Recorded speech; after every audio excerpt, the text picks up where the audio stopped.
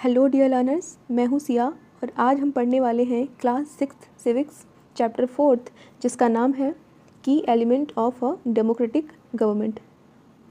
तो ये चैप्टर हम करने वाले हैं। 3rd चैप्टर तक ऑलरेडी हो चुका है कंप्लीट, आप उसको देख सकते हैं।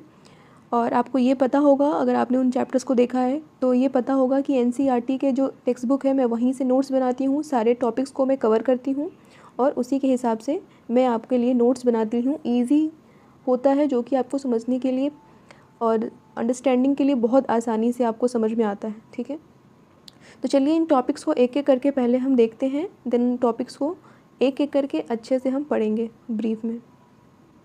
ठीक है, चलिए स्टार्ट करते हैं टॉपिक्स। पहला टॉपिक है कि आप डेमोक्रेटिक गवर्नमेंट में, चैप्टर का जैसे का नाम है की element of a democratic government, तो डेमोक्रेटिक गवर्नमेंट में आप सबसे पहले कैसे पार्टिसिपेट कर सकते हैं। तो इसका एक सब टॉपिक है थ्रू वोटिंग। तो वोटिंग के थ्रू आप पार्टिसिपेट कर सकते हैं डेमोक्रेटिक गवर्नमेंट में। ठीक है, तो वोटिंग कैसे होता है? People make decision in a democracy. अपने हिसाब से अपना नेता चुनो, ठीक है, जो आपके लिए काम करेंगे। ठीक है, जो आपके लिए कोई भी डिसीजन लेंगे।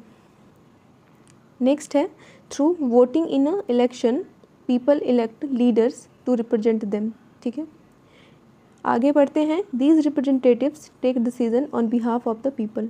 लोग इन रिप्रेजेंटेटिव्स को चुनते हैं ताकि वो उनके बिहाफ पे डिसीजन ले सके और उनके बारे में सोच सके, उनके बारे में काम कर सके। ठीक है, नेक्स्ट है अदर वे ऑफ पार्टिसिपेशन। और क्या क्या तरीका है पार्टिसिपेट करने का? पहला तो था थ्रू वोटिंग एंड दूसरा क्या तरीका है वो देखते हैं। Bye taking an interest in the work of the government. दूसरा तरीका है कि गवर्नमेंट के वर्क में इंटरेस्ट लेकर। अब वो कैसे हो सकता है वो भी देखते हैं। People participate by taking an interest in the working of the government and by criticising it when it required. क्या कहते हैं कि पीपल पार्टिसिपेट करते हैं और इंटरेस्ट लेते हैं गवर्नमेंट के साथ काम करने में। ठीक है, लेकिन अगर वो कुछ गलत करते हैं तो उनको क्रिटिसाइज़ भी करते हैं। ठीक है, जहाँ पे ज़रूरत पड़ती है वहाँ पे क्रिटिसाइज़ भी करते हैं। नेक्स्ट है they can express their views by organising dharnas, rallies, strike, signature campaign etcetera. और ये लोग और कैसे पार्टिसिपेट करते हैं? ठीक है, ये तो अपना व्यू प्रकट करते हैं, एक्सप्रेस करते हैं। कैसे? धरना वगैरह देते हैं, जैसे कि अपनी बात मनवानी है। ठीक है, तो धरना देते हैं, मतलब कि हिंसा नहीं कर सकते ना, अहिंसा से तो कर ही सकते हैं।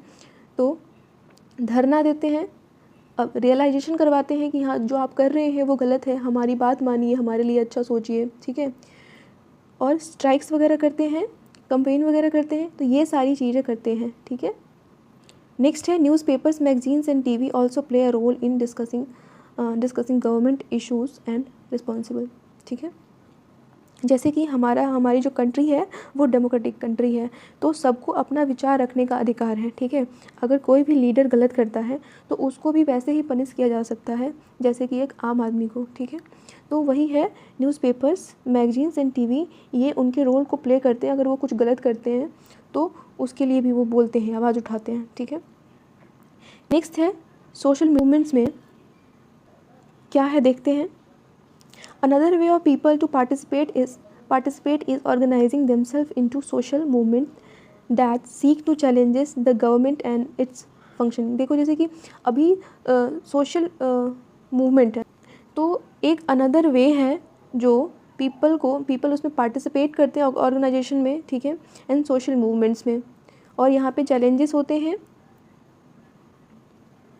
गवर्नमेंट के, एंड ये फंक्शन कैसे होते हैं ये भी होते हैं। तो एक तरीका ये भी है गवर्नमेंट से जुड़ने का।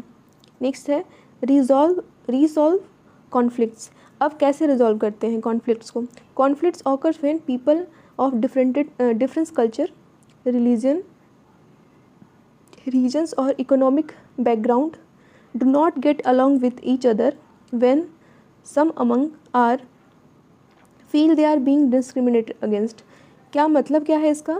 कॉन्फ्लिक्ट्स कैसे पैदा होते हैं? जब दो लोगों का जब दो लोगों की समझ एक जैसी नहीं हो, जब दो लोगों की लैंग्वेज एक जैसी नहीं हो, जब दो लोगों का कल्चर एक जैसा नहीं हो, रिलीजन एक जैसा नहीं हो, ठीक है, बैकग्राउंड एक जैसा नहीं हो, इकोनॉमिकल बैकग्राउंड एक जैसा नहीं हो, ठीक है, तब ये दोनों एक दूसरे से अलग हो जाते हैं, डिस्क्रिमिनेटेड हो जाते हैं, एक दूसरे के अगेंस्ट भी हो जाते हैं, ठीक है। तो यहाँ से कॉन्फ्लिक्ट स्टार्ट होता है, ठीक है। नेक्स्ट है रिलीजियस प्रोसेशन। रिलीजियस प्रोसेशन का क्या मतलब है? Religious procession and celebration can sometimes lead to conflicts. देखिए कभी कभी ऐसा होता है कि कुछ रिलीजन ऐसे होते हैं जिनका फेस्टिवल्स वगैरह हो सकता है, और जो सामने वाला रिलीजन है, दूसरा रिलीजन है, उसका उस टाइम पे बिल्कुल कुछ भी नहीं हो, तो वो उससे अफेक्टेड हो सकते हैं, या हो सकता है कि उन दोनों के बीच में इस बात को लेकर कॉन्फ्लिक्ट्स हो जाए, ठीक है। इस बात के लिए रिस्पॉन्सिबल कौन होता है? इस बात के लिए रिस्पॉन्सिबल होते हैं पुलिस, ठीक है। And violence does not take place, और उनका ये काम है कि वायलेंस वगैरह यहाँ पे ना हो, और इस चीज़ के लिए वो रिस्पॉन्सिबल होते हैं, ठीक है। एक चीज़ और है कॉन्फ्लिक्ट के जरिया, एक और है रिवर, ठीक है। जैसे कि दो स्टेट्स में रिवर हैं, जैसे कि river too can become a source of conflicts between states.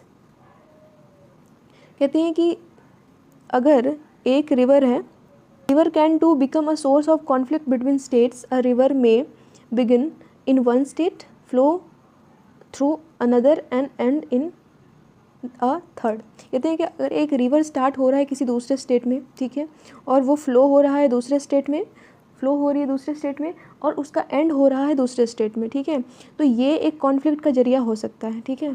Third क्या है? The sharing of river water between different states that the river goes through in becoming an issue of conflict. तो ये एक बहुत बड़ा रीज़न हो सकता है लड़ाई झगड़े का, कॉन्फ्लिक्ट का, ठीक है। अब लास्ट टॉपिक पे आ चुके हैं हम इस चैप्टर के, वो क्या है? Equality and justice. Equality and justice में क्या पढ़ेंगे? Equality and justice are inseparable, ठीक है। इन दोनों को हम सेपरेट नहीं कर सकते, ठीक है।